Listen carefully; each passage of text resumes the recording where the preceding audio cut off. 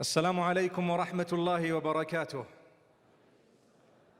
Bismillahir Rahmanir Rahim. In the name of Allah subhanahu wa ta'ala, most gracious, most merciful. Alhamdulillahi wa salatu wa salamu ala rasulillahi wa ala alihi wa ashabihi ajma'een. We praise Allah subhanahu wa ta'ala. We thank Him upon all conditions. We send blessings and salutations upon Muhammad sallallahu alayhi wa sallam, his household, his companions. We ask Allah subhanahu wa ta'ala to bless them and to bless every one of you and your offspring to come up to the day of Qiyamah. May Allah bless them. Say Ameen. You must be wondering, I'm not yet married. How are my offspring going to be blessed? MashaAllah. Don't worry. When you say, may Allah bless my offspring, it is an all-inclusive dua to say, may Allah give me the best spouse and then the offspring and then bless us all. So just say Ameen. Alhamdulillah.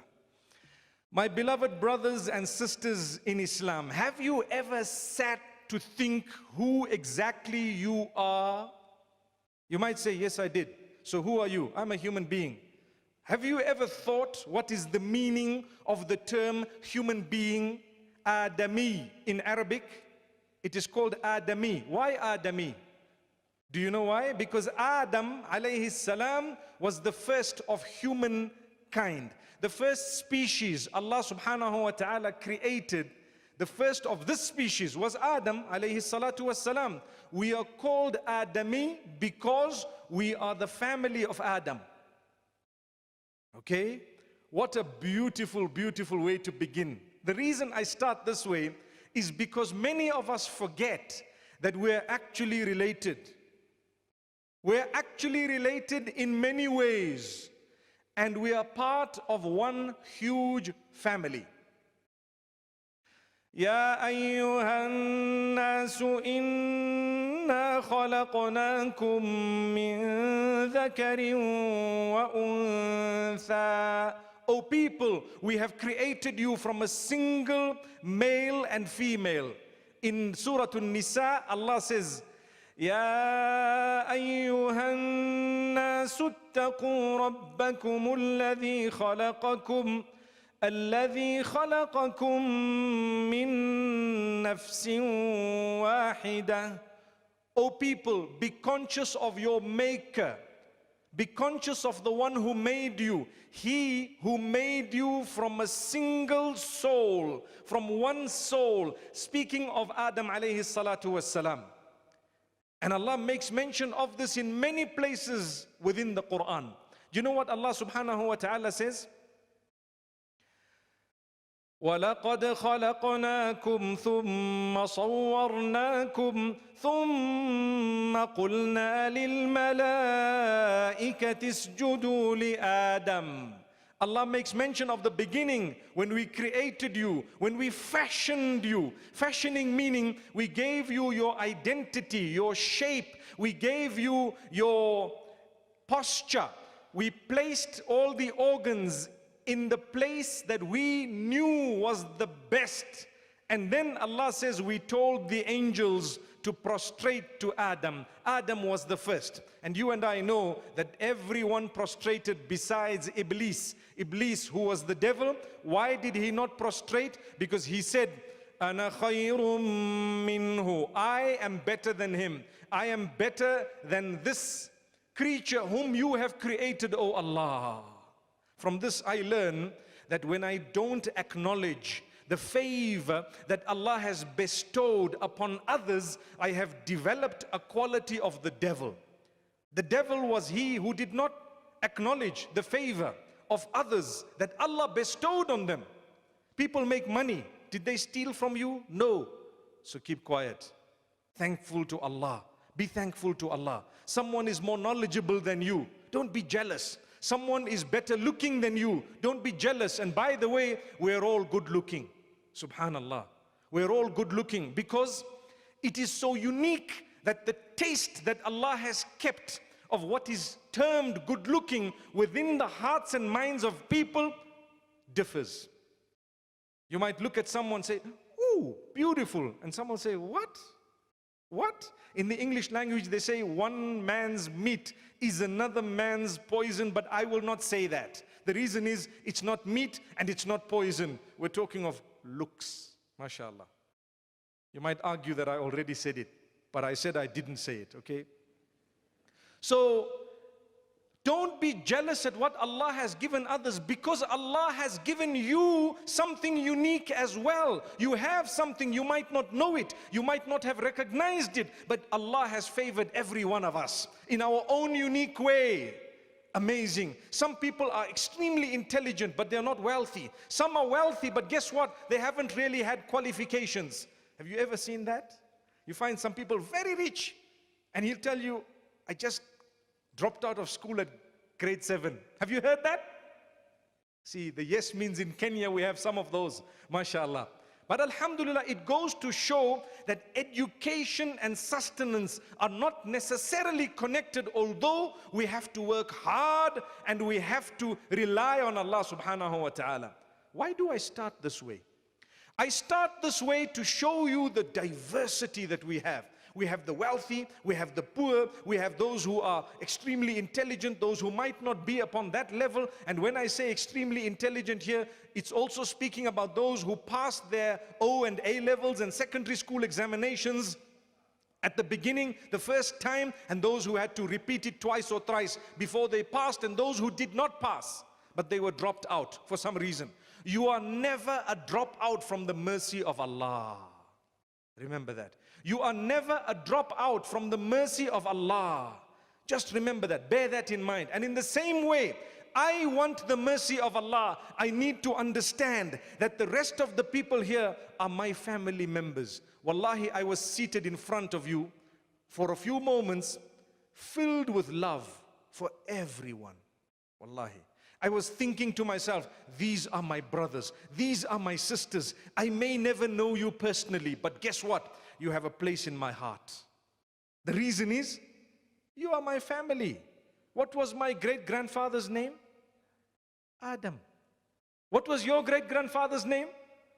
Adam. Subhanallah. Where the Menk came from, I don't know. But anyway, it was Adam, and after Adam it was Nuh. Nuh alayhi salatu wassalam. Allah says in the Quran, وَجَعَلْنَا ذُرِّيَّتَهُ هُمُ الْبَاقِينَ. It was his family that Allah gave the continuity to. The rest of them did not continue, which means I'm related to you through Nuh alayhi salam, guaranteed. Your forefather, Nuh. My forefather, Nuh. And guess what? It's even closer than that, if only you know. I did a little DNA test. I'm talking of myself. And I was impressed to know 15 generations going back where I came from, what happened. And subhanallah, you might be wanting to know, but I can tell you it shows that we are really definitely related in many ways. So therefore, when you look at someone, look at them as though they are your blood. They are. If you were to cut me, you would see blood. If I were to cut, or if you were to extract some blood from yourself, you would see blood. Subhanallah. There are only a few blood types that you have on earth. Amazing. So Allah subhanahu wa ta'ala created us from a single source. We are human beings. And that means we are part of one family. It's not fair, my brothers and sisters, to think that you are the only one who deserves to live and everyone else, they do not deserve to live. It's not fair. In the same way you have a brain, a mind, eyes, a nose, your opinion is very dear to you. In the same way other people have that right. They all have exactly the same idea. So if you were to think you are the only one and they were to think they are the only ones, you would clash. You would clash, and it would not help you in any way, because there would be disaster and chaos. Let's go back to the teachings from the time of Adam alayhi salam. Take from the Quran, take from Revelation, the scriptures that Allah has revealed. Let's look at the version that the Quran has, which is the accurate version. Allah says, وَاتْلُ عَلَيْهِمْ نَبَأَ ابْنَيْ آدَمَ بِالْحَقِّ إِذْ قَرَّبَا قُرْبَانًا فَتُقُبِّلَ مِنْ أَحَدِهِمَا وَلَمْ يُتَقَبَّلْ مِنَ الْآخَرِ. A beautiful story of the children of Adam, first generation, the children. He had many children. According to some narrations, his wife, Hawa alayha salatu wassalam, gave birth 20 times. MashaAllah, strong woman, alhamdulillah. My brothers, don't compare and don't compete. May Allah bless you. She gave birth 20 times. Each time, she bore twins, male and female. Each time she bore twins. So she had 20 boys, 20 girls. The ruling at the time regarding marriage was you were allowed to marry the one who was not with you in the womb at the same time. Because obviously that was the beginning of man. Rules and regulations were different, etc. And remember, when Allah created Adam alayhi salatu wasalam, He took from the various parts of the earth, different colors of earth. And that is why the shades we have are exactly the shades of the soil across the globe. Subhanallah. Have you thought of that? That's Allah. Allah created us. However, two of His sons, they started becoming jealous. One of them became jealous of another. Actually, that's more accurate. In Arabic, the names Habil and Qabil. In the English language, the names Abel and Cain. So Cain became jealous of Abel. Do you know why? There were many reasons. One of the reasons was because, as mentioned in the Quran, when they gave a charity as per the instruction of the Almighty, then one was accepted and the other one was not accepted. And if you go back to the reasoning behind that, Allah subhanahu wa ta'ala says it in the Quran, one was taken, one was not taken. How did the charity, or how did it become known that it was accepted? It was through the burning of the fire. They would leave the charity on the mountain and the fire would come and burn the one that was accepted, and if it remained there, it was not taken. So because one was given with a good heart, he gave good, what we would term stock. He gave that which was pure, that which people would benefit from, etc. He gave it with a good intention. Allah accepted it. The other one, Allah alone knows, but Allah did not accept it. So one became jealous of the other. Why is yours accepted, mine not? Now look, why I started with this example. We are speaking about mending relations today. The theme is building bridges. We have to build as many bridges. Never destroy a bridge. Remember, when you destroy a bridge, how are you going to cross it? You need to build bridges, as many as possible. The last time I came to Nairobi, subhanallah, I remember it took much longer to get around. But today I noticed there are new bridges, new flyovers. What happened? It took us a very short time to get here, although I didn't realize when they said we're starting at 2:30, they were talking about Zimbabwean time. And we started, for your information, exactly at 2:30. We were not a minute late, but it was my time, not yours. May Allah subhanahu wa ta'ala help us. I looked at it positively and I came up with that. I hope you looked at it positively too, inshallah. My brothers and sisters, the point I'm raising, when you build a bridge, you get to Jannah in a quicker way. You don't go via Jahannam. You see, you're building bridges. You are building relations. Why? It's your family. If your real brother was astray, wouldn't you cry for him? Wouldn't you try with him? If your real sister, one mother, one father, was astray, or they were deviant, or they made a mistake, or they were on drugs, may Allah help us all, or they had a bad habit, or, for example, they might have left the deen for a moment or two, what would you do? You would be worried, you would be concerned, you would cry, you would try, you would approach, you would want to solve the problem, but you would not want anyone to attack them, harm them, destroy them and say, right, you made a mistake, I'm killing you. Astaghfirullah. That's what happened at the time of Adam alayhi salam. What did you learn? In the same way you want to, subhanallah, in the same way you want to correct your real brother or your real son or daughter, you would need to have the same passion for the rest of humanity, because we are all sons and daughters of Adam and we are all brothers and sisters. But the problem is we don't ever sit and think about it. We don't ever sit and think about it. You are seated next to someone today. That's your sister or your brother. Not just in faith, but in humanity to begin with. You share the same parents, subhanallah, somewhere up the ladder. Do you realize that? You could be different races, colors, tribes. That means nothing in the eyes of Allah. It is only there in order to recognize each other. Allah says, وَجَعَلْنَاكُمْ شُعُوبًا وَقَبَائِلَ لِتَعَارَفُوا. We have created you in different tribes, different people, in order that you recognize one another. You look slightly different. Why? You come from a different tribe. I look slightly different. Why? I grew up in a different part of the globe. I belong to another tribe. It is not in order for us to say, my tribe is better. And this is a sickness that we face in the ummah and on the globe at large. Every tribe thinks that it is better than the other. Every ethnicity believes that I am more superior. You want to get married? They say, no. Why? Those people are bad. We all say this. Remember this. Even good people say this. They need to sit and think about it. To go back to Islam, go back to Muhammad sallallahu alaihi wasallam's teachings. He calls it jahiliyyah. He says it is bad, it is distasteful, it is ugly and unacceptable to draw lines according to your tribes. When you are human, you belong to the tribe of Adam. Those tribes are only there to recognize each other. You are created with different facial features, not for someone to say, because you don't look like me, therefore I'm going to treat you differently. No, it is in order to recognize. Imagine if we all looked the same. It would be boring. You want to get married? Join the queue. Why? Next number. It's like buying a bottle of Coke and you just stand in the queue. Each one collects from the crate. We are insan, we are human being. We've been honored.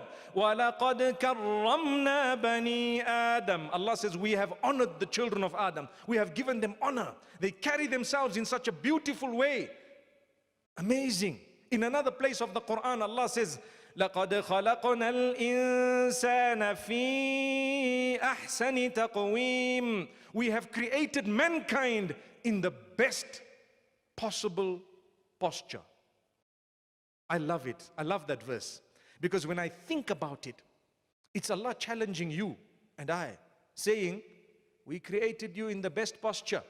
No other creature has a better posture than you.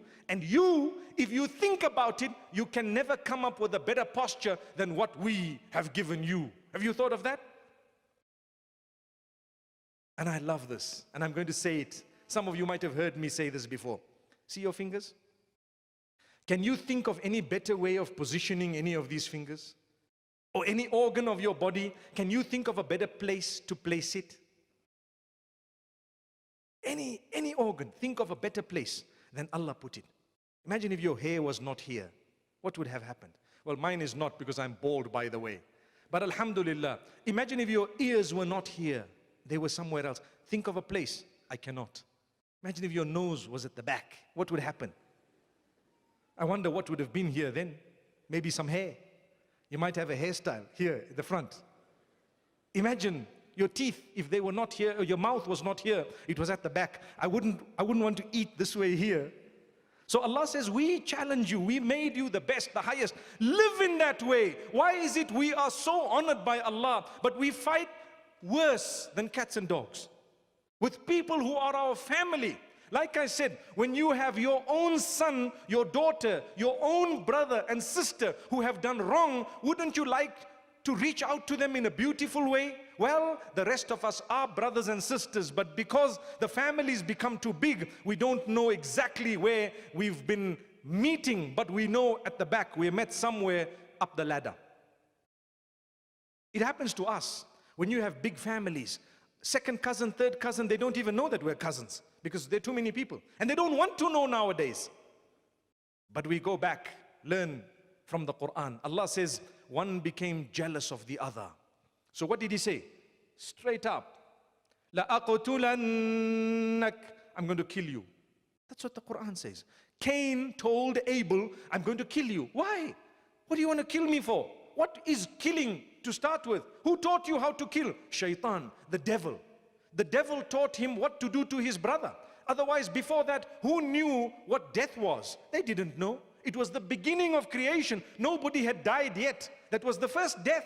It was a murder. Have you thought of it? The first death, the first crime to be committed on earth in that regard was a murder. And the first life to be lost was through a crime. What did you learn from it? Why did Allah mention it in the Bible? Why is it mentioned in the Quran? Why do we have to read it and we just think, oh, that's a tale, Abel and Cain. Cain killed Abel. I remember when I was learning it when I was young, I used to mix up the brothers. Which brother was the one who had jealousy and which brother didn't? Until one day, some smart person told me, Cain killed Cain. So when you hear Qabil, you must say Qabil qatala. He's the one who killed. And after that, I never forgot it. Like Dawood and Sulaiman, when I was young, I used to mix up who's the father, who's the son. They said, Da is the dad, Sa is the son. I said, wow, beautiful, subhanallah. You'll never forget that now, right? Dawood is the dad, Sulaiman is the son, Da and Sa, beautiful. The same applies. Qabil is the one who murdered because Qa is qatal. Cain killed Abel. Okay, so Cain was this guy who had a Cain in his mind. Why? He hated his brother only because Allah blessed him. My brothers and sisters, what is the biggest blessing you have today? What is the biggest blessing? Isn't it your iman, your faith, your conviction, and thereafter everything else follows? In the same way you would not want people to kill you and harm you because of your choice of faith, you should not kill them and harm them because of their choice of faith. Subhanallah. We are struggling as an ummah. We are destroying ourselves as an ummah because we've become people who don't understand this. Allah kept a day of judgment to judge people. You don't need to say, because I differ with this person, khalas, I'm going to be nasty to them. Don't be nasty. Don't be nasty. We have suffered enough on the globe, all over, by witnessing people attacking those they differ with. In one or two matters, I will differ with you. I'm a human. I like this color, you will like another. I perhaps follow this faith, you might follow another. I tell you what, I have the right to follow what I want and what I believe firmly is correct. But I am wrong if I believe that the others do not have the same and equal right, because I'm a human.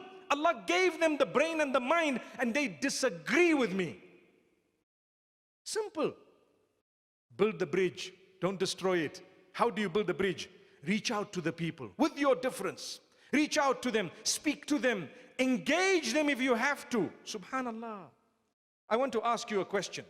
We are living in a country where we are in a minority. I'm talking of this country, my country that I come from, Zimbabwe, for example. We are in a minority. MashaAllah. We believe we are correct. The Christians believe they are correct. The Jews believe that they are correct. Among the Muslims, there are sects. This one believes it is correct. The other one believes it is correct. The third one believes it is correct. What is our duty? Don't we work with one another, for one another? We drive on the same roads. Imagine a person says, I'm a Muslim. I'm not giving a right to these guys. You'll bump your car, my sister. That's not how you think. You give right to anyone no matter who they are. Even if the car is tinted and you don't know that there's a ghost driving. It's fine. Nowadays they have those cars. I don't know if you've heard of it. They call them self-driven vehicles. They're trying them out. By the time they get to us, they'll be working properly. For now, while they're still testing it, it will be in the first world, inshallah. We only accept perfected items. Positive way of looking at it, my brothers and sisters, what else? They're going to tell us, you guys are 20 years behind. We say, no. We wait for you to make all the mistakes. When it's perfect, we'll take it from you. Don't worry. May Allah subhanahu wa ta'ala bless us all. So, imagine if you thought that I will not fulfill their rights of the road because they belong to a different sect or faith. What will happen? You damage your car, you damage your life, you injure yourself because you are foolish. They have a right to be on the road just like you have. Same way they have a right to live just like you have. When you walk into the store or when people walk into your business, do you say, right, before you enter here, fill in the application form, what faith do you belong to? What inclination do you belong to? What sect do you belong to? How did you earn your money? They would not come to buy water from your place. Never. You would be at a loss. Your business would run at a loss. So we are ready to entertain people of all sects and all faiths. When it comes to our business that is only going to last a few years while we're alive, we will benefit from it. Why on earth are we not prepared to tolerate them in a similar way for something far more important, and that is the deen and our faith? What is more important? Belief, deen or dunya? Your religion or the worldly life? According to us, it's your religion. If you are prepared to tolerate people for something that is common logic, that you have to tolerate them for regarding business and living and surviving, why can you not tolerate them for something much more important when the hadith says, Wallahi, la an yahdi Allahu bika rajulan wahidan khayrun laka min humurin na'am. The Prophet ﷺ told Ali ibn Abi Talib radiallahu anh that wallahi, if Allah uses you to guide a single person, it's better for you. It's better for you than all the materialistic items of this earth. So I will work, I will build bridges, I will continue. Some may be guided through me having touched them in a positive way. Some may not be guided, but I did my duty. What was my duty? To market the product. What was the product? The deen. For me to sell them, whatever my business is, say I have a supermarket. For me to sell them groceries is less important. But I do it. But for me to showcase my deen, I'm in hijab, I dress properly, I'm a Muslim, I have a name, I might have grown a beard, etc. And I'm so kind and so polite to everyone. Wallahi, they will be touched. Guidance is not in my hands. If the Prophet ﷺ was told by Allah, إِنَّكَ لَا تَهْدِي مَنْ أَحْبَبْتَ وَلَكِنَّ اللَّهَ يَهْدِي مَنْ يَشَاءُ. It is not you who guides, it's Allah who chooses whom to guide. He guides whomsoever He wishes. If that was told to Muhammad ﷺ, and Allah told him, مَا عَلَى الرَّسُولِ إِلَّا الْبَلَاغُ الْمُبِينُ. The duty of the messenger is only to convey a clear message. Convey it. Once you've conveyed it, the rest is in the hands of Allah. My brothers and sisters, that is called da'wah. That is called inviting people. Our duty is to invite through what? Your character, your conduct. You discuss with people. Yes, you market your product. They will try to convince you about their product. So what? They have the right to do it just like you have the right to do it. People will come to you and say, and it's happened to me. When I was young at school, I had a friend. I went to a Christian college, and mashallah, all the people, or the majority of them, were not Muslim, and a lot of them were Christian, most of them.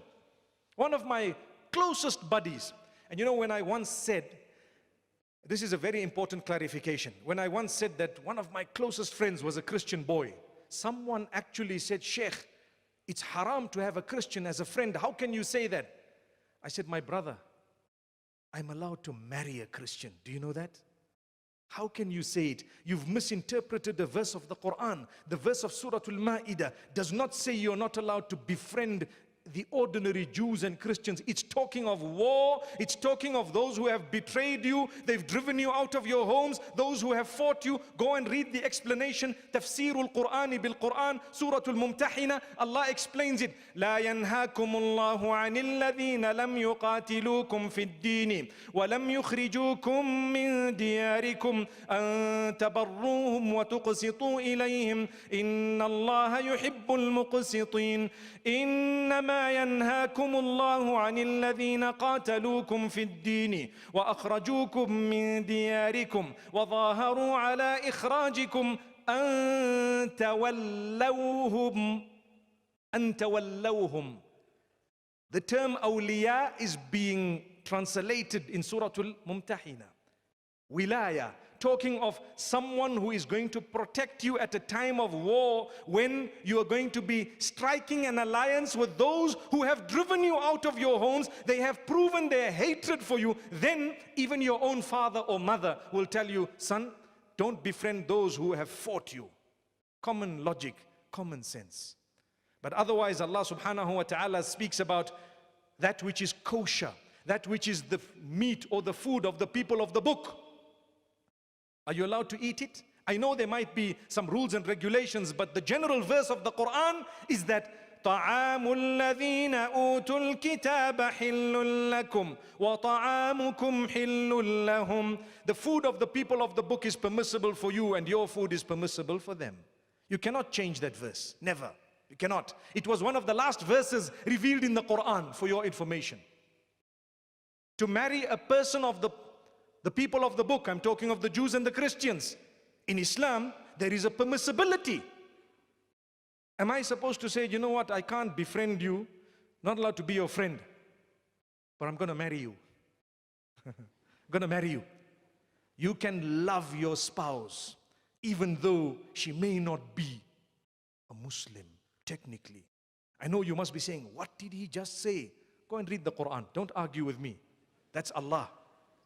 Yes, there are rules governing it. I'm not saying there are no rules, but technically, we know it's permissible. It is a verse of the Quran you cannot deny. No one can deny it. Like I said, it's one of the last verses revealed towards the end of the life of Rasulullah sallallahu alaihi wasallam. So this young man tells me that, you know what, I want you to become a Christian. And he explained to me a lot of his detail. I told him, well, I want you to become a Muslim. I believe in Jesus anyway, but it's you who doesn't believe in Muhammad, peace be upon him. And we used to talk about it every day, but we lost no connection in terms of friendship. We were still friends. Up to today, he became a religious leader in Christianity, and you know where I am sitting. Subhanallah. And up to today, if I see him, interact with him, communicate with him, we talk about faith.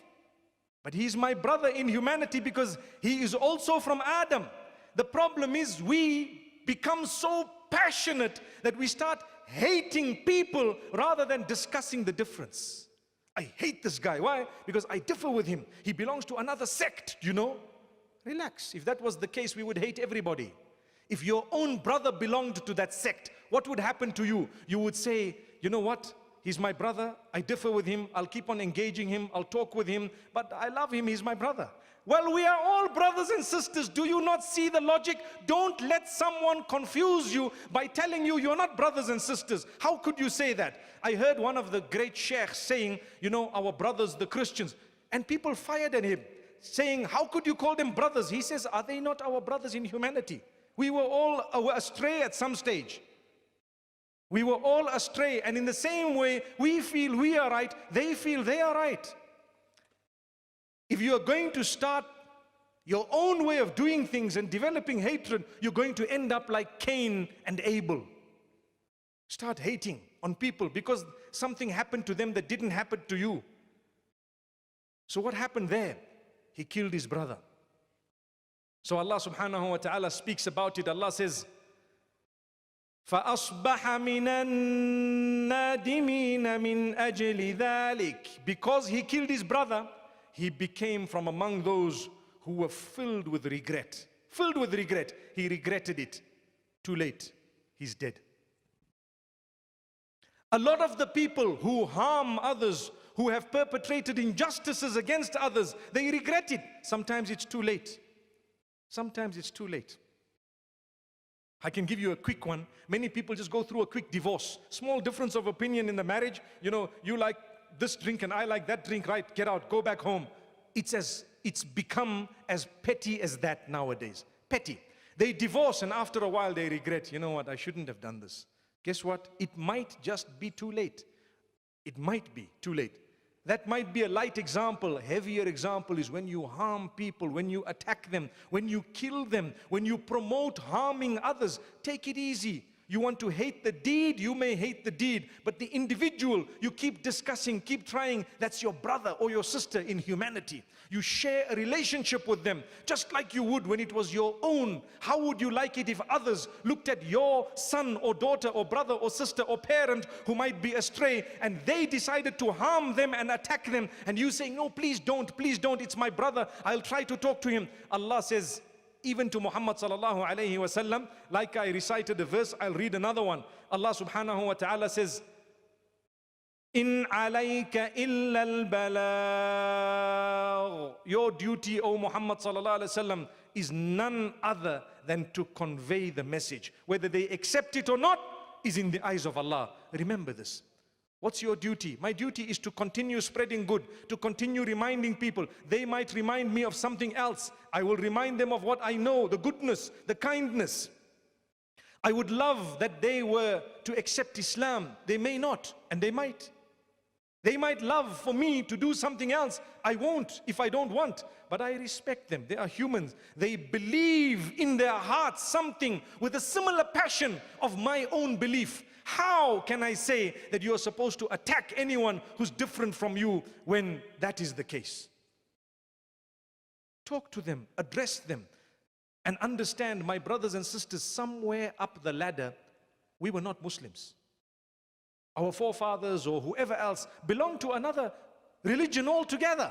Someone was kind enough to come either through good business dealings, either through expressing, discussing, relating, communicating in some good way. They came, and guess what? We accepted the deen. Why have we become impatient today? Why? It is this impatience that made us speak about building bridges. And this is why we say you mend the relationship. Look at Abel and Cain. Had they mended the relationship, it wouldn't have happened. He would not have killed his brother. And there was a discussion between the two of them mentioned in the Quran, which goes to show that Abel or Habil had tried with his brother to convince him not to harm him. He says, "Oh my brother, لَإِن بَسَطْتَ إِلَيَّ يَدَكَ لِتَقْتُلَنِي مَا أَنَا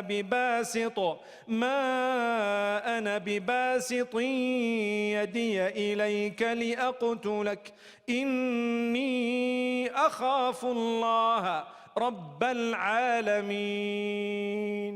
He told his brother, "Oh my brother, if you are going to extend your hand to harm me, I want you to I am not going to extend my hand to harm you because I fear Allah, who is the Lord of the worlds." What do I learn from it? Why did Allah put that verse in the Quran? Someone wants to harm you. Fear Allah, who is the Lord of the worlds. Why do you want to harm them in return? Why? Learn from this verse. The brother is telling his own brother to say, "I'm not going to harm you. The reason is, I fear Allah." This proves that those who harm others in the name of Islam, they don't fear Allah. You follow what I'm saying? They don't fear Allah. They create chaos. They create confusion. And they don't like people who promote anything besides that confusion. I read you verses of the Quran regarding the first crime, and I'm showing you the discussion that happened. The brother says, "I'm not going to harm you because even if you harm me, I fear Allah. Please don't. Let's engage in discussion. Talk to me. Let's understand each other. We are brothers." The brother still killed him. When he killed him, Allah says, he became from among those who regretted. I read that verse. After that, Allah says, "من أجل ذلك كتبنا على بني إسرائيل أنه من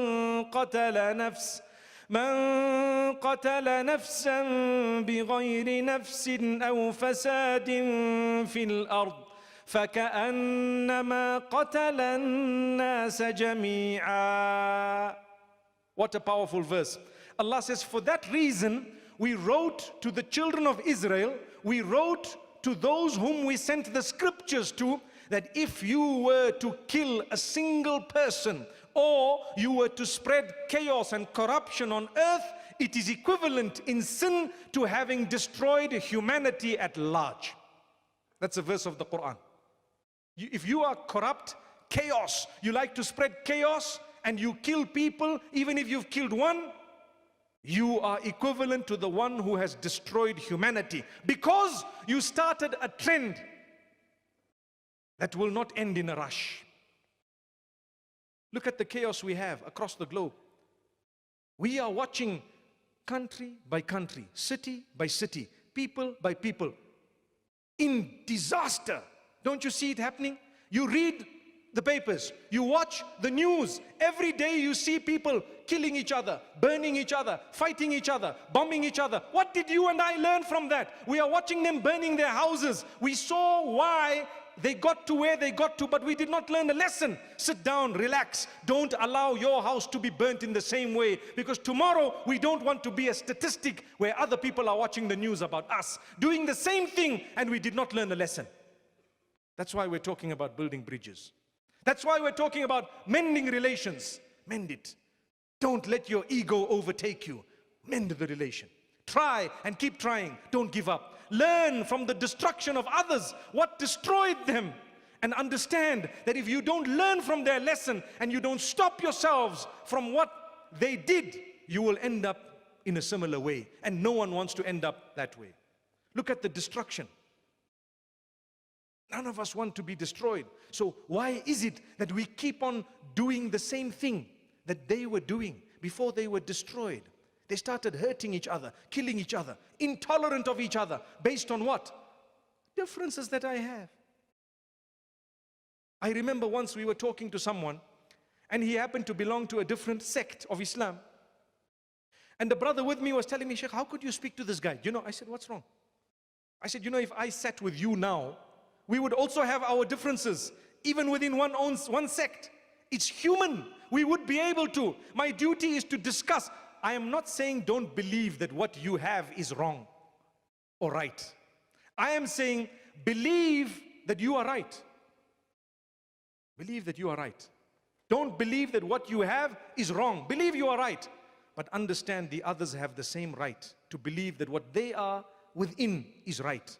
And you have the human right, both of you, to discuss it with one another, to talk about it if you want to keep on engaging each other if you have to, but you can never shove anything down the other's throat. This is why Allah says, La ikraha fid din. There is no compulsion when it comes to entering the fold of Islam. How many people have declared Shahada? I've seen in my own life countless people. Whenever I have people who want to accept the Shahada, I like to ask them a question. Are you being forced? Is anyone compelling you? Are you sure your own free will? You're doing it for yourself because you believe? Yes, yes, yes, yes, yes. Then you can repeat the Shahada after me. But if someone is forcing you, I'm sorry. In Islam, we don't force people to enter into the fold of Islam. You need to thank Allah. We are living in countries whereby, mashallah, look, you are dressed with the hijab. Thank Allah. You have facilities to fulfill your salah, the masajid, etc. Thank Allah. Appreciate these favors, because it has already been taken away from others. Wallahi, it has been taken away from others. Appreciate it. Learn to contribute to building the nation. Learn. Stop deceiving yourself into believing that I need to harm and attack and believe ill about anyone who differs with me, because that is the way the others were destroyed and they are still being destroyed. Where are we? Where are they? Let's look at another few examples. Mending relations. Look at Yusuf alayhi salam. Beautiful story. I'm sure we all should be knowing the story of the Prophet Joseph. May peace be upon him. The Quranic version, amazing. It is the accurate version. Allah subhanahu wa ta'ala speaks about the same quality of jealousy. Who was jealous of whom? A whole group of brothers were jealous of one. They planned his downfall. I want to fast forward the story towards the end. It was very easy for Yusuf, Joseph, may peace be upon him, while he was sitting in the position of authority. The day that his brothers came, it was very easy to tell his comrades and his chiefs, please jail them. They have wasted 40 years of my life. According to one of the narrations, the gap was 40 years. How many years? 40. But he didn't do that. Why is his story mentioned in the Quran? نَحْنُ نَقُصُّ عَلَيْكَ أَحْسَنَ الْقَصَصِ. We are relating to you the best of stories. The whole surah, Surah Yusuf. We hear it, we read it, we recite it, we enjoy it, we know its meaning, etc. What lesson did you learn from it? Zero. Zero. No lesson.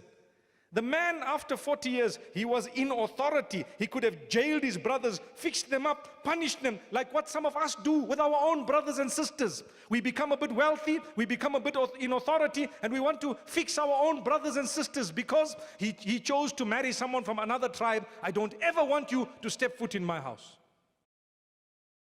What's wrong with you? What did you learn from Revelation? Are you a godly person?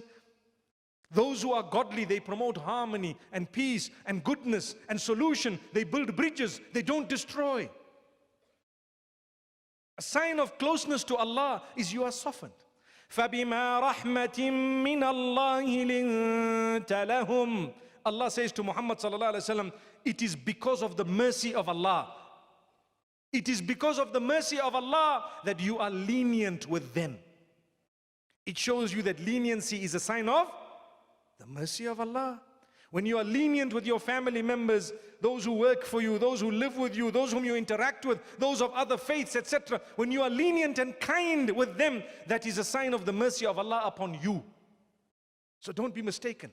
Yusuf alayhi salam, what did he do? The best act possible. He was building bridges and mending relations. Mending relations with those who had planned to kill him, to harm him, to destroy him, to exterminate him.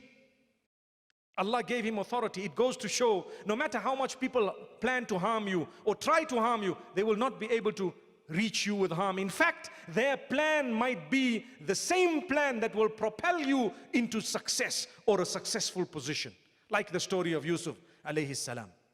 So Allah says very clearly that Yusuf alayhi salam asked them a question.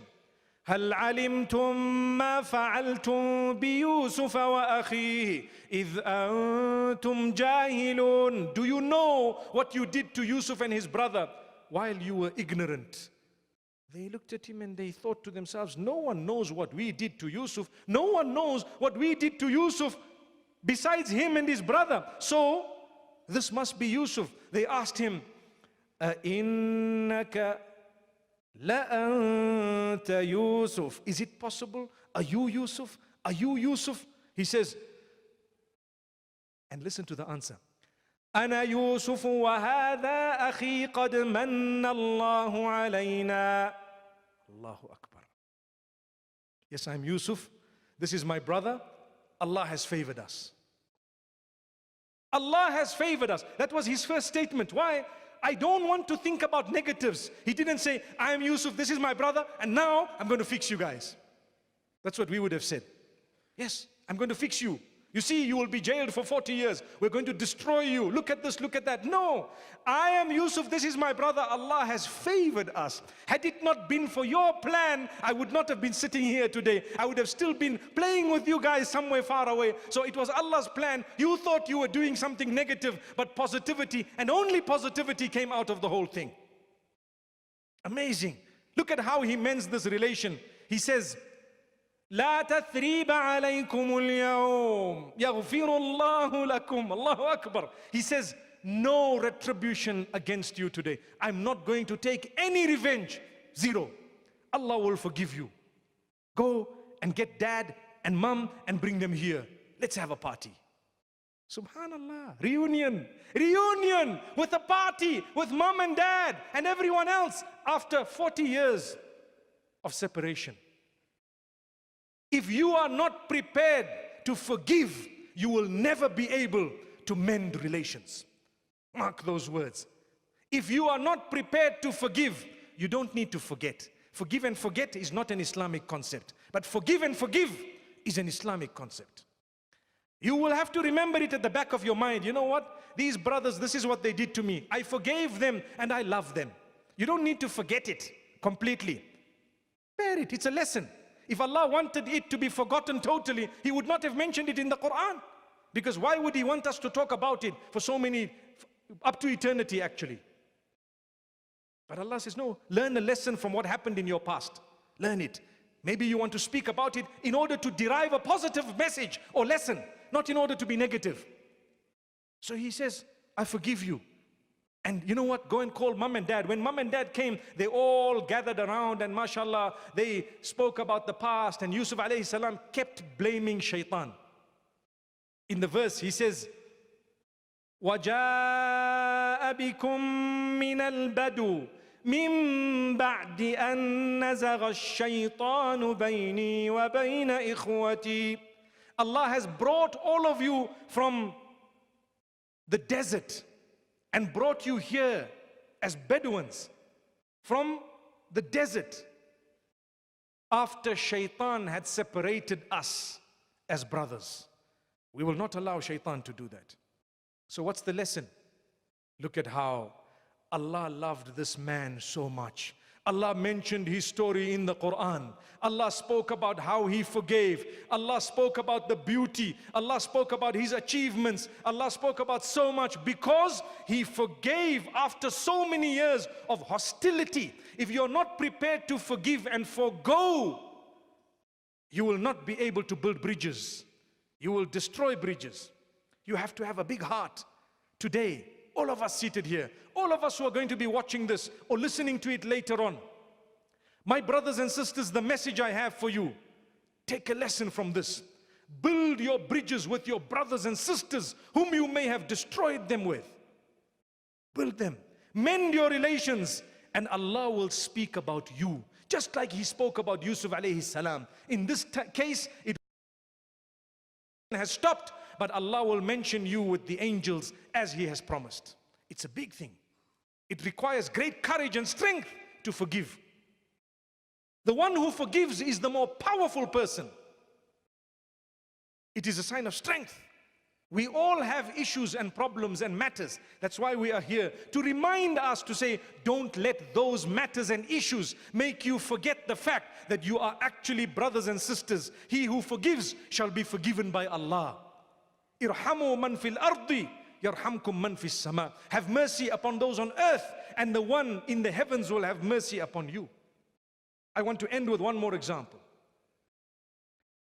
You know, at the time of Muhammad sallallahu alayhi wasallam, the kuffar of Quraysh, the people of Quraysh who did not accept the message, they harmed the Muslims, they attacked them, they even murdered some of them, they drove them out of their homes, they usurped their wealth, they perpetrated heinous crimes against the Muslims, they prepared armies to attack the Muslims. The battle of Badr took place, the battle of Uhud took place, the battle of the trench took place, the treaty of Hudaybiyah took place.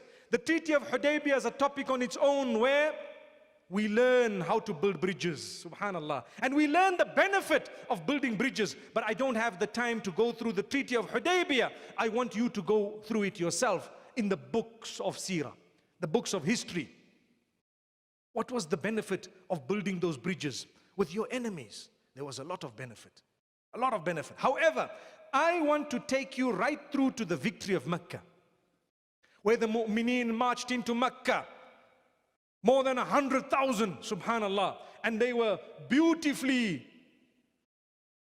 and orderly arriving within Makkatul Mukarramah in large numbers, huge armies. And the people of Mecca knew that there is no way that we are going to survive today. No way. There is only one way. This man, if he has mercy on us, that's the only way out. If there is anything else, we are gone. He has the right to do what he wants with us because we have done so much to them. They wouldn't be wrong if they attacked and harmed and actually destroyed everyone. But again, position of strength, authority. The Prophet ﷺ gathered them.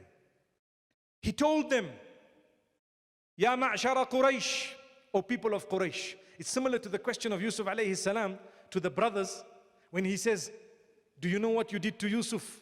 Here the Prophet ﷺ says, مَاذَا تَظُنُّونَ أَنِّي فَاعِلٌ بِكُمْ. O people of Quraysh, what do you think I'm going to do to you today? Wow. They could have said anything and he could have done anything because they had wronged him. And the Muslimin for a long, long time, what do you think I'm going to do to you today? They had no response besides the murmur of some of them where they said, you are an honorable man. You know what he says? I will tell you what the Prophet Joseph, may peace be upon him, told his brothers, اذهبوا فأنتم الطلقاء لا تثريب عليكم اليوم. Go, all of you. There will be no revenge or retribution against you today. They were shocked. This is the true quality of a Muslim. This is the quality of the messengers of Allah. Because it requires power to forgive someone. You are the most powerful person. You have liberated yourself and all others when you forgive. You liberate yourself. For as long as you held it, there was a burden, there was hatred, there was plotting, there was planning, there was harm, there was loss of wealth, there was loss of life, there was so much of damage. No, learn. These people had not accepted Islam. They were no ordinary disbelievers. They were the kuffar of Quraysh. They were the ones who harmed and killed the Muslims. And here is the Prophet. He did not say, whoever accepts Islam, you are safe. If you don't, we are coming for you. He didn't say that. He made a blanket rule. Blanket. He says, you are free today. There is no retribution. What did he do? He mended relations that were destroyed for years. These are my family members. This is my tribe. These are my people. This is my city. How can I harm them and kill them and destroy them? How will the city flourish and grow if there is going to be fighting and killing in it? Brothers and sisters, look across the globe. Check the fighting and killing. Are those cities prospering? Are they prospering in any way? Do people even pray in peace? No. Be careful. Don't allow those examples to fly by without a lesson for you and I. The lesson is, I'm not going to repeat what history has taught me. If I were to do, I would only end up in a worse way. Never. Build the bridge. Ensure that you make the difference. Here is the Prophet, peace be upon him. As a result of forgiving the people of Quraysh wholesale, most of them accepted Islam because they were shocked. They were in awe. They were shocked. Imagine someone's harming you. With us, it's just our relatives. It's only our relatives who do that. People who interact with us. Normally, people complain about my father, my mother, my son, my daughter, my mother-in-law, my father-in-law, etc. Those are the complaints. We're not ready to forgive. Allah, the Prophet ﷺ forgave the kuffar of Quraysh. Your mother-in-law is nowhere near that. May Allah forgive all of us. Your daughter-in-law, she's okay, don't worry. Never mind, no retribution. Give them their way. They will come closer to you. They will come so close because you did the right thing. My brothers and sisters, this example is correct, not just for your relationships within your families, not just within your communities, not just amongst the Muslims with different sects, but amongst those who don't share with you your faith as well. Because here it is. The Prophet ﷺ gave you the highest of examples. Today, I spent 1 hour speaking to you. And I've given you example upon example from revelation to prove to you that this faith and this religion is all about building bridges. And it's all about mending relations. Mending relations. And that is why the Prophet ﷺ says, لَيْسَ الْوَاصِلُ بِالْمُكَافِئِ إِنَّمَا الْوَاصِلُ الَّذِي مَنْ إِذَا قُطِعَ رَحِمُهُ وَصَلَهَا. A person fulfilling his relations is not one who has a tit-for-tat relationship. They do something, you do something. They give you a gift, you give them a gift. They invite you to the wedding, you invite them to the wedding. That's not a powerful relationship. The hadith says, the true maintainer of good relations is the one who strives to mend the broken relationship. Ask yourself, do I strive to mend the broken relations in my home, in my life? If the answer is no, today you have learned something. May Allah subhanahu wa ta'ala help us put into practice what we have learned. May Allah subhanahu wa ta'ala bless you all. May Allah bless all those who have made this a reality. And indeed, as the MC had said at the beginning, no fidgeting, no doing this. I think I was the one fidgeting and I was the one doing the most. May Allah subhanahu wa ta'ala grant us ease. You've been such a blessed audience. May Allah bless you all. May Allah grant you goodness for your patience, inshallah. And inshallah, we will be having another short session, and I pray that you can bear patience with us for that as well. أقول قولي هذا وصلى الله وسلم وبارك على نبينا محمد والسلام عليكم ورحمة الله وبركاته.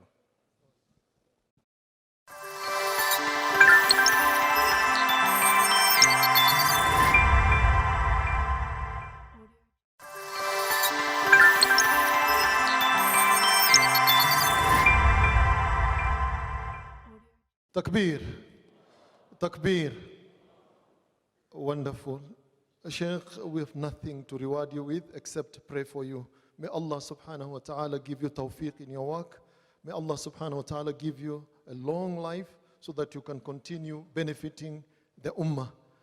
Sitting here listening to the Sheikh, I was asking myself, and I want to believe that each one of us was asking themselves, have I burnt bridges with my brother? It's all about building bridges with yourself, with your family, with your wife, with your husband, with your neighbors, with fellow Muslims, no matter what their sects are, with even other human beings who do not belong to you. Powerful. Jazakallahu khairan, Sheikh. And talking about Sheikh mentoring the ummah, I was just given statistics here of those Muslims who have registered for this lecture. First of all, do you think there are more sisters or brothers that have attended, have registered? Sisters, just listen. Waswahili wanasema msiandike kwa mate na wino upo. 8,000 people have registered for this function.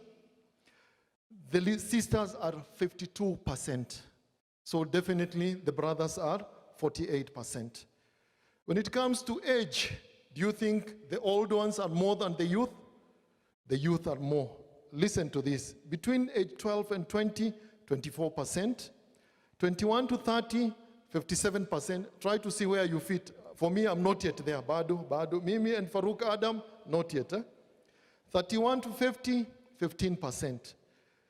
66 and above, 1%. Meaning, Sheikh is talking mostly to the youth. And talking about the youth, there is a message from me in the presence of the Sheikh and before the second session as we arrange the bench, if the bench can be arranged the way we want us to sit. Young people, we always look for celebrities. You call them celebs. True or not true? When it comes to football, Ronaldo, and all those funny names, those are your celebrities. And sometimes you have celebrities that are not Sharia compliant. At an age when we are talking about Sharia compliant finance, Sharia compliant food, can we call our Sheikh Sharia compliant celebrity? Is he or not? The message to the youth is this: you don't have to do haram to be a celebrity. Sharia compliant celebrity. Do you agree with me or not? Takbir. Now we're going to the second session. But I hope you saw the CS whispering to me because we began late. So we were not going to move for the 45 minutes question and answer. And I was listening to the Sheikh and taking notes. Some of the questions that I had prepared for him, he has already answered. So I will not ask him the questions that he has already answered. And because you were told this session has to be comfortable, it is a sofa set talk. I think I'll give this mic to the Sheikh.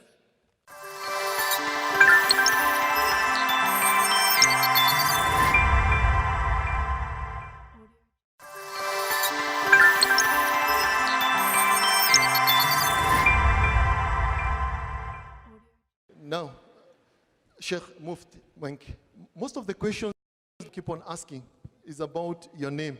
We understand Ismail, we understand Musa, but Menk, where is it from? China or some other place? Very quickly. Assalamu alaikum wa rahmatullah. My brothers and sisters, I spoke about it in my talk. What were you doing, Sheikh? Were you listening or you were dozing? I was listening. Subhanallah. Okay, I think it's a surname, and surnames sometimes I was interested myself to find out where it's from and what has happened and so on. So we found similar names in many parts of the globe, but if you ask me, I really would not be able to tell you so much of detail because I don't have it myself. Okay. But I do know that here in the crowd, there are approximately 7,500 Menks. Because we're all from Adam. And Adam was a Menk, by the way. Oh, okay. Yeah, No, what I mean is, inshallah, he was a human being and so are we. So, alhamdulillah, actually, I don't know.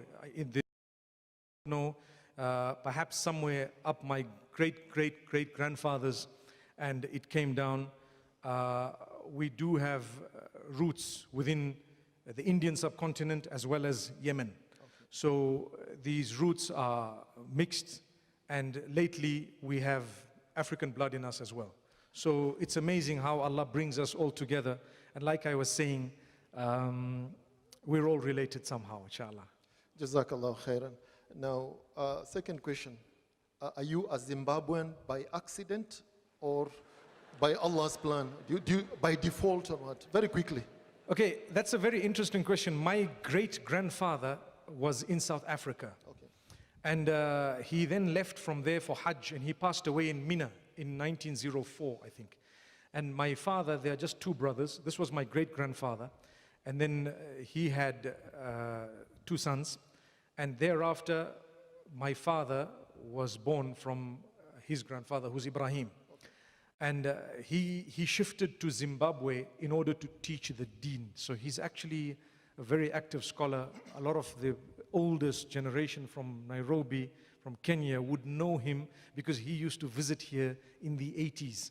And he knows quite a few. In fact, when I was leaving, he told me, you will meet Sheikh Abdul Ghafoor and a few others. Please give them, Sheikh Rao and some others, give them my kind regards and salam. So just to show you that I was born and raised in Africa. So alhamdulillah, I've been there by the plan of Allah. Jazakallah khairan. Why I ask that, because some people think that they belong to a country by accident. I believe we belong to Kenya by Allah's plan. Do you agree with me? If you think it is by accident, just pack and go. I don't know where you're going. Sheikh, about your educational background, because traditionally we are used to people who follow religious trainings. Mostly they don't speak mostly they don't use English when they are talking. We followed your lectures, mostly is in English. And we know you're also educated deeply in Islam. Just for the youth to know, what is your education background? I am still a student. Actually, we learn every day more and more about the deen. And I love those who correct me and those who can tell me where I'm going wrong, even if it is in the English language. And I do have people, mashallah, may Allah bless them. They go through my talks, they listen to what I have to say, they correct my language, my choice of words. They correct the way I say things and my pronunciation. They know who they are. May Allah bless them all. And may Allah grant them Jannatul Firdaus. Okay. The reason I start off this way is because I think none of us should think that we have knowledge that is complete. We will never have complete knowledge. We continue to learn, continue to correct ourselves until the day we die. I did start very early with my secular education at the government schools in Zimbabwe initially. The primary school was at a government school, and I was doing hifth with that. I completed my hifth with the completion of my primary school. My father being the sheikh, I used to be with him. He has taught all my brothers and sisters the Arabic language and the Quran and tafsir and so many other things. I learned Urdu with my father as well, who taught us. He speaks Persian, he speaks Urdu, and he's learned all these languages. So we learned a little bit from what he has. Then I joined a Christian college, which was one of the best colleges in Zimbabwe for secular education, being a top student, alhamdulillah. And I wanted to always become an ophthalmologist, so specialize in medicine. And right at the end, I had already studied as much as I could about Islam. I studied the books of hadith and so on before the age of 18. And so I was ready to become a doctor. And suddenly there was an application that someone had put without my knowledge for Medina Munawwara, and the acceptance note had come to me while I was still waiting for my acceptance from a certain academy in Texas, in the States. And in the meantime, my father told me, you know what, you have just been accepted in Medina, so why don't you go? You cannot refuse Medina Munawwara. And so because I had this Islamic background, I was already a hafiz of the Quran, I could already speak Arabic quite a bit, although it needed polishing if it were to become the medium of instruction. So I joined the Jamia al-Islamiyya, The idea was to see how I fitted in. If I did, alhamdulillah. If I didn't, I would come back and continue with my medicine. And so the deal was, when I finish, I would come back and still do my medicine, if I did finish. But when I went, it was very tough the first year, because Medina Munawwara and the university there is quite difficult to actually survive in, because of the weather, because of the heat, because of so many differences in the way maybe the dormitories are set out and so on. Those who've been there, they know the challenges. And we're used to, having our food ready and everything okay, and your mummy looks after you, and now suddenly you're swimming in an ocean without mummy having given you the float to float by. So alhamdulillah, there was a time when one of the lecturers was lecturing, and that I'm sorry to confess to you that I used to cry sometimes missing home, I used to cry sometimes missing home, only at the initial stages. And I remember I wanted to go. In my heart, I used to say, I think I need to leave. And one day, one of the lecturers was talking about Medina and the hadith from Al-Bukhari, which says, إِنَّ الْمَدِينَةَ طَيِّبَةٌ تَنْفِي الْخَبَثْ كَمَا يَنْفِي الْكِيرُ خَبَثَ الْحَدِيدِ. Medina is pure. It chases away and kicks out impurities the same way the blacksmith blows into the ore to kick out the impurities. That hadith stuck in my mind, and it went into my heart. And I always told myself, I'm not leaving. I'm not impurity. I'm not impurity. If I leave, maybe Medina kicked me out. So I don't want to go. And so therefore I didn't go. And within the next few months, I started loving the place so much that there came a stage when I had to leave because I had graduated and I did not want to leave. So that's Medina, and that's my journey. After that, I went to India. Obviously, I specialized in the Hanafi school of thought in order to learn and understand and to be able to learn and polish up the languages that I had learned already, Urdu and so on, and to be able to work within our communities and societies where we have a large ethnic Indo-Pak community. And alhamdulillah, I don't regret those days. I really grew so much. After that, I continued learning. I've participated in several symposiums, workshops, etc. There came a day when there is a university based in the Philippines called the Aldersgate University. It's a Christian college, actually, and they decided to award me with an honorary doctorate in social guidance, a doctorate of social guidance. So basically, that happened in 2016 in April. And yeah, subhanallah, I was just amazed. And I continue teaching and learning as best as I can. Jazakallah khair, wonderful. One thing that your father was able to beat me in, I'm not able to educate my own children at home. Very serious. How was he able to educate? I think a question for another day. You are the Grand Mufti of Zimbabwe currently. Yes. Is that a position that, are you an employee of the government, or how do you become a Mufti in Zimbabwe? That's a very interesting question, because I've traveled to many countries and there are 2-3 different types of muftis. One is, if it is a predominantly Muslim country or a Muslim country, you will find the mufti is generally a part of the government, or he belonging to an arm of the government. But if it is a country where we are in a minority, a lot of the times you will have a national body that appoints a mufti. So if that national body happens to work throughout the country, they have the strong relations with the government, etc. The mufti falls under the national body. So that is the case with us. Majlis al-Ulama of Zimbabwe is a national body that serves the interests of the Muslims of the country. Over many years, they've built approximately beyond 50 masajid and schools, etc.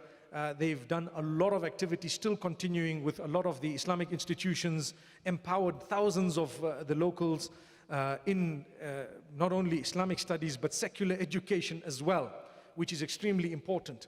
And I happen to be elected as the Mufti since the year 2000. So it's been 17, 18 years. MashaAllah. Every second year, we have elections. Alhamdulillah. Jazakallah khairan. Now, there's a lot in common between Zimbabwe and Kenya in that we have a Muslim community living within a majority non-Muslim community. How is the relationship between Muslims and non-Muslims in Zimbabwe? MashaAllah, we have a very, very good relationship with the non-Muslims. And like I said today, and I really mean every word that I uttered, we have to build relations. We do not break them. We build bridges, be they Christians or Jews or people who belong to the traditional faiths or anyone else it is. trust me, we are citizens of the same nation. If we were to not to fulfill their rights, we would not be able to survive ourselves. We are in a minority. We've been afforded the beauty of fulfillment of our faith in such a lovely way that sometimes even some of the Muslim countries do not give their citizens similar rights. We need to know this. It's a reality. I'm sure if you study the world, you'll come across some of these nations. Some, but they're there. So we have to appreciate it, and we have to continue understanding, engaging, dialogue. We serve on interfaith boards as well, whereby we give and take, we understand, and we respect each other's differences, and we know that we will not trample on the toes of the others. We don't force, and we shall not be forced. But at the same time, we respect and we live together. We contribute to the nation together. And alhamdulillah, that's the way I would like to see not only our nation, but all the nations, including yours, develop and grow by the will of Allah subhanahu wa ta'ala. Don't shy away from your Muslim identity, because when you contribute to your nation with your Muslim identity, they acknowledge that yes, there are Muslims who are contributing to the nation, and that's how you will achieve respect even amongst those who may have looked at Islam as a faith that perhaps the world is portraying to be barbaric, intolerant, extreme. No, we're not. We live in your midst. We are in the thousands, sometimes in the hundreds of the thousands, and perhaps even in the millions in nations where we serve.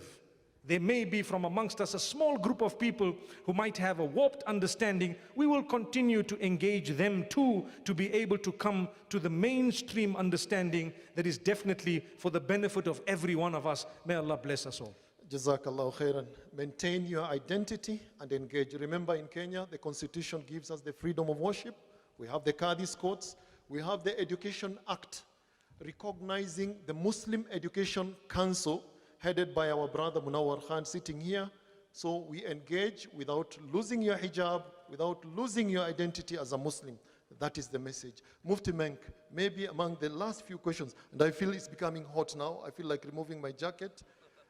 If you notice, I actually told them to turn the fan on before you came in, okay, because I knew you would feel the heat. Yeah, because I would say, and what a guest. If you want to know something else, when he initially started it, it was facing me. No. And I told him, rotate it please to face everyone, because the heat is about to be felt. What a guest. What a topic, I would say that. Now, about madrasa teaching, I have a question. Yes. This is personal because of my experience. When my parents became Muslims, I was taken to actually a Duksi. Duksi is a Quran school. And the biggest, one of the most important teaching aids or tools of teaching is a big stick. Big stick. What do you think about the kind of corporal punishment that goes on in madrasas? In education now it is banned. But in our madras, I can see the minister smiling because he knows exactly what I'm talking about. Okay. The cane and the madrasa. The cane. I spoke about Abel and Cain. So Cain was the killer. So don't use the cane, inshallah. Okay. I can tell you something very interesting. Firstly, you use the word Duksi. Is it Duksi? Yeah, Duksi. Duksi is a friend of mine back at home. His name is Duksi. So when you said we were taken to Duksi, I thought that man is younger than you, subhanallah. But anyway, I learned something, and I'm sure he will listen to what I have to say, and he will be very interested to hear it. But let's get back to what you were saying. My brothers and sisters, on a serious note, who was the best teacher ever? Was it not Muhammad sallallahu alaihi wasallam? How many Sahaba did he build and educate? Were they not the greatest? How many did he beat up in order to teach them? Even one? No.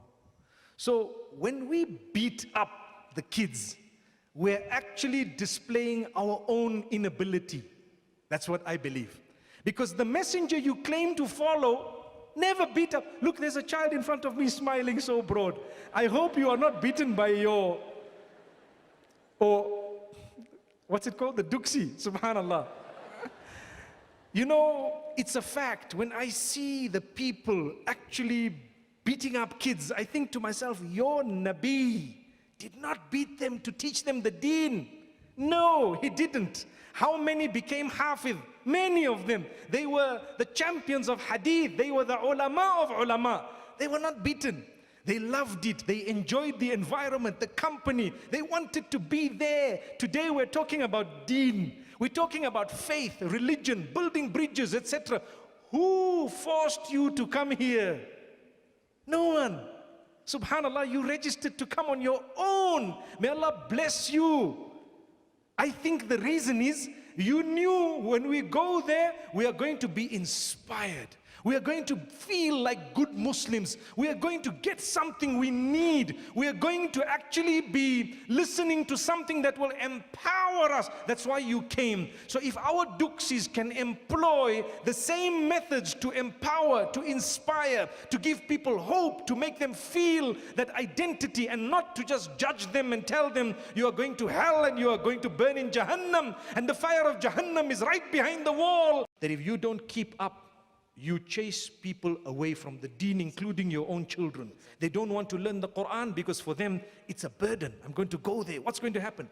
Let's teach them in a beautiful way. You might say, what is that way? Well, that is a topic on its own. I've spoken about it in the past in some of my lectures. Maybe one day in the future, we might have a workshop to address the muallimin and muallimat, inshallah, and address this matter. But my brothers and sisters, when teaching the deen, even in your own home, you're encouraging your children for salah. Don't say, come and read Salatul Fajr or I'm going to beat you. No, that's not the way. You rather say, come with me, let's read. In fact, I want to teach you something that came to my mind now. When you fulfill your salah and when you do something good, have a good expression on your face. Very good. When you fulfill salah, get up without looking lazy and show that you are so enthusiastically interested in it. When your kids watch you, they're going to say, look at mom. She gets up so happy in the morning. And look at dad, he's excited and he goes for salah. He comes back in a good mood and he's there like the world has actually been thrown at his feet. They will come for salah on their own. The problem with us, get up for salah last minute. We are rushing, half-closed eyes. Allahu Akbar, Allahu Akbar, Sami Allahu liman hamd, Assalamu alaikum wa rahmatullah. Back into bed. The child says, oh, this is something you're not supposed to be doing. So it's a method of teaching. Show a good expression. When you wear your hijab, for example, smile. MashaAllah, it looks lovely. You know, your kids must see you in a good mood. Not, I wore my hijab. And that's it, no smiling. The kids are going to subconsciously think that mom, every time she wears the hijab, she's in a bad mood. You know, no. That's how you educate your kids. Choose the method. Be enthusiastic. Be happy when you sit with the Quran. Sit happily, read aloud. Smile. Look very excited before and after your act of worship. See, they will come. Anyway, that's something that just came to my mind. So what the point of the whole issue that I'm trying to raise is that, you know, the methods of encouraging and teaching change with the changing of times. But the message itself does not change. So the deen will not change. But today, you might want to use technology as bait in order to get your child to do things. You have brownie points they can get. You have stars they can accumulate. You get 10 stars, I give you 1 hour on your iPad. MashaAllah, they will get 10 stars. You can use it as a bargaining tool. We have a naughty corner. You put someone in the naughty corner. Someone, after 50 years, they might come with research to prove that a naughty corner is actually emotional abuse. They might say that because you're abusing the child. So when they come with that research, we might have to change the method. We'll make a good corner to say everyone else remains here and all the good people go there. It could happen. But we keep up with the times, inshallah. Not that the message changes, but the methods change. Everything else is being marketed in the most powerful, beautiful, attractive way. Why can we not use similar marketing for the deen, for religion? I think we can, inshallah. Jazakallah khair. That is wonderful. Let us not make our children on Saturday, because it's the day to go to madrasa, they pray, Ya Allah, anzil alayna al-marad. May Allah send down disease so that we don't go to madrasa. This is what is happening. At least I used to pray that on Friday night I fall sick not to go to madrasa because of the terrorism in the madrasas. But I'm sure the stakeholders have heard that. Munawar Khan and your team in Muslim Education Council, please, we need to do something. There is a picture going on in the social media. Recently, if I can add, recently I saw maybe a picture, I'm talking of a video. Yes. There was a video of a madam at a school who, as the kids are entering, she's hugging them and turning them around, and each one goes in so happy. And then they're showing Mallam, the sheikh, he's beating one by one, hew, hew, hew, as they're going in, you know. Have you seen it? Well, I think I sent it to quite a few of the Mallams, you know, quite a few of the Muallimin and the teachers. And they were telling me, we are going to make a video showing a better acrobatics than the other teacher. We will show you. I said, I'm waiting, subhanallah. May Allah bless us all. I think that video, it was a little bit far-fetched, but it does touch some form of reality. To a certain extent, it definitely hits home. May Allah subhanahu wa ta'ala make it a means of us learning lesson. And really, your kids, your children, those who are learning from you, they are your friends. Yes, they will be the line of respect because you are a parent or a teacher, but at the end of the day, they are your friends, inshallah. I hope that we can make more WhatsApp videos that can show the other side of the coin, inshallah. And I think we shall stop comparing the Ma'alim with Jibreel, because they say the only way the Prophet ﷺ could learn Iqra is by being squeezed. So the child has to be squeezed. And my answer is that my child... But hang on. That lady in that video, was she not squeezing those kids? That man who was whipping them was nowhere squeezing them. The cane was squeezing them. Be careful, Sheikh. Jazakallah khair. Lastly, but not the least, Sheikh, your final word to Kenyans. You've just come from a very heated political season. We have a lot of things going on in the country. We need healing. What is the final message to your Muslim brothers and sisters in this beautiful country, the pride of Africa? My brothers and sisters, before I answer the question of my final words for my brothers and sisters here in Kenya, in Nairobi, I want to go back and pick on something that you said a little bit earlier and just give it a little bit of tweaking. You see, we have celebrities, yes we do. Celebrity, when I looked up the word in the dictionary, it means a famous person, someone famous. But unfortunately, that word is used in the pop industry, music industry, etc. So it's become a word that is synonymous with that which is entertainment. So to use the term celebrity when it comes to Islam leaves a slight bad taste in the mouth because of reducing it to mere entertainment when it isn't or it shouldn't be. So I want to tweak it by saying, if you, and this is going to be some point of learning that can go down in history, inshallah. Whenever you learn the deen from someone, understand that it is the message you are more interested in rather than the person who brought it. So don't glorify me as an individual. If you like the way I put things across, no problem. You pray for me and pray for others too. If you like the recitation of a specific imam, and maybe the recitation of others might not inspire you in the same way or touch you because maybe you like a specific tone or tune, there is nothing wrong in having a favorite reciter of the Quran, and we all do, and I do too. And for your information, my favorite changes every time I hear another person who perhaps, touches a chord within me. Okasha Kimene is a powerful reciter. Have you heard of him? Go and check him out. Really, his recitation touches me. Ra'ad al-Kurdi, his recitation touches me, for example. Originally, I was a fan of Sa'ad al-Ghamidi. Before that, I was a student of Sheikh Ali al-Hudayfi, for example, and so on. But when it comes to the speech and the lectures and the teaching, the same rule applies. You might have a favorite lecturer because when he talks to you, maybe he inspires you. Maybe he motivates you to do good. And maybe someone else might not be your favorite because they make you feel so unacceptable. They make you feel like you're already burning in hell. There's no harm in having a favorite for as long as that favorite is taking you closer to Allah and not to himself.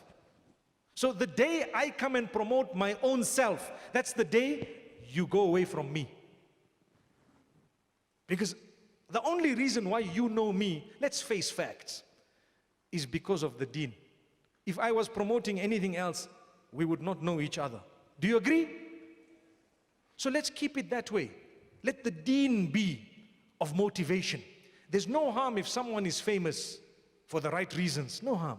There's no harm if you want to go to a specific lecture and you do not want to go to another lecture. There's no harm. Actually, those who say that you have to go to every lecturer, they are wrong. The reason why they are wrong is there are so many who doom us. I personally, and they themselves who claim that you got to go to everyone, they have their own favorites.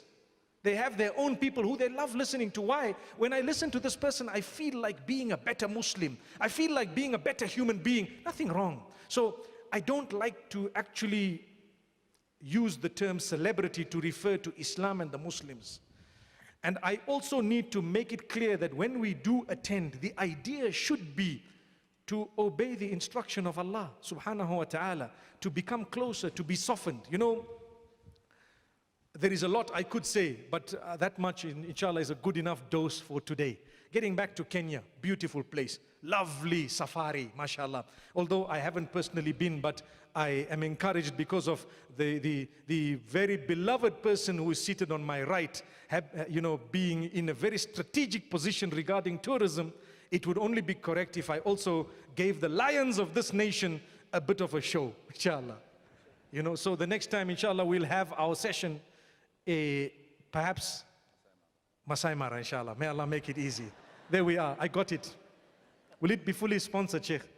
Oh, wow. You heard that, guys. You heard it. You know, they say strike when it's hot. It was hot. We struck. Sheikh, mashallah, mashallah. Beautiful nation. Please build it. Please build bridges. Please mend relations. Please live with everyone in harmony and peace. Never let anyone make you become a vehicle of destruction. Don't let anyone convince you that your religion teaches you to destroy and harm, because it doesn't. Wallahi, we are fortunate to be here and living in harmony. If we are going to disturb the peace, we are all going to pay the price of it in the same way that the others are paying a price today across the globe. Just flick the news channel and watch it. Don't go there. Don't. Be sensible. The most sensible people are those who see others destroying themselves and they protect themselves. I'm not going to do what they did. What did they do? Sectarian violence for nothing. Calling people kafirs for nothing. Destroying people because they belong to another faith for nothing. Be careful. If you start that way, I promise you, you will end in the same way. Look at what they did. You can be the strictest Muslim you want to be. Worship Allah and convey the message to others, and that's it. You can never be stronger than the Nabi of Allah subhanahu wa ta'ala. There were Jewish people he struck an agreement with in Medina Munawwara. There were people he lived with. When he passed away, you know his armor was given as collateral to a Jewish trader. So he traded with them too. Be careful how you look at others. Build your nation. Respect those who don't share your faith. Perhaps they are not belonging to the same sect as you. Like I said, it's your right to belong to what you feel is the best, but it is their right too. They might not be convinced. Who's going to be their judge? It's Allah. Maliki yawmiddin, owner of the day of judgment. Why do you want to become an owner of judgment here? Every little while, these people don't deserve to live. Those people need to be harmed. Look at the bombings and the killings happening across the globe. In the name of the one who told us to build. We are destroying in the name of the one who told us to build. In the name of the one who gave the life in the first place. Who gave the life? Allah. Who gives you the right to take that life away? He gave it. He is more powerful than you and I. If he wanted to take the life away, he could take it away. Why do you have to get involved in that negative way? Be careful. Don't let people confuse you to think that the more religious you are, the harsher you should become. No. A true sign of religiousness and piety is when you're softened. Like I said, those who are weak. Listen, I just thought of something right now.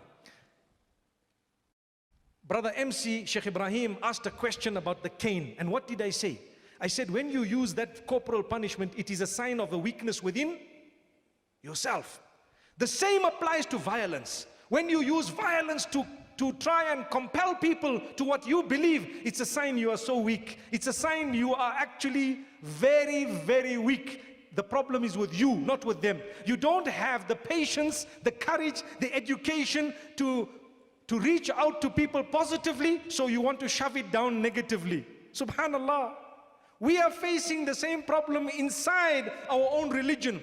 Don't let other people taste that type of so-called solution, because it's not a solution.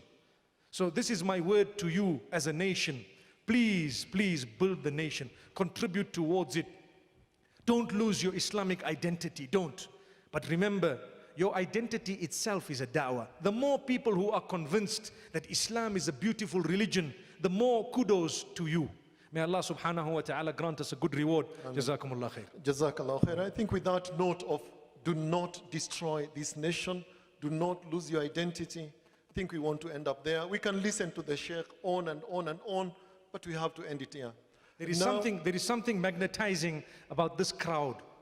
And that is, I just feel like going on and on and on as well, mashallah. So silent, so patient, so beautiful, so, mashallah, attentive. Are you noticing the same thing? Would you like to May come Allah back reward again? you. Would you like to come back again? No, I'd like to sit for longer right now. Say, inshallah. Inshallah. Can you bring your family here?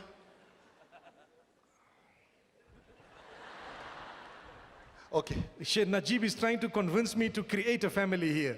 Create a family here, mashallah. Up to 4. No, You're allowed up to 4. Brother, you are forgetting we are live on TV. Oh, thank you. You know? You are forgetting the fact that I have family members who are watching what I'm saying. Khair, inshallah.